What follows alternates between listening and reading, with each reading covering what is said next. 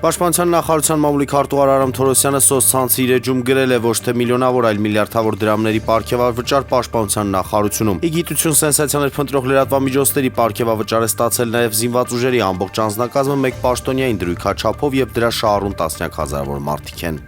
Հանրապետության նախագահ Վահագն Խաչատրյանին իր հավատարմագրերն է հանձնել Հայաստանի Հանրապետությունում Բուլղարիայի արտակարգ եւ լիազոր դեսպան Նիկոլա Նիկոլովը։ Հանդիպման ընթացքում անդրադարձ է կատարվել երկու երկրների հարաբերությունների ամրապնդման հնարավորություններին, կողմերը կարևորել են ինչպես երկկողմ ձևաչափում, այնպես էլ Եվրոպական միության հարթակում արդյունավետ եւ համակարգված համագործակցությունը։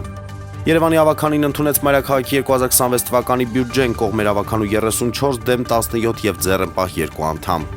Հայոց ցեղասպանության հուշահամալիրի տարածքում հիմնանորոգման եւ բարեկարգման աշխատանքները շարունակվում են։ Կրթության, գիտության, մշակույթի եւ սպորտի նախարար Ժաննա Անդրեասյանն այսօր հերթական այցն է կատարել հուշահամալիր աշխատանքների ընթացքին ծանոթանալու նպատակով։ Տեղում քննարկվել են մանրամասներ առաջիկա անելիքների վերաբերյալ։ Վրաստանում ձերբակալվել է պետական անվտանգության ծառայության նախկին պետ Գրիգոր Լիլուաշվիլին, հայտնել է գլխավոր դատախազը։ Նշվում է, որ Լիլուաշվիլին դատախազություն է ժամանել հարցաքննության համար, որը դեռ շարունակվում է։ Նրան մեղադրում են կաշառակերության եւ անօրինական զանգերի կենտրոնների ստեղծման մեջ։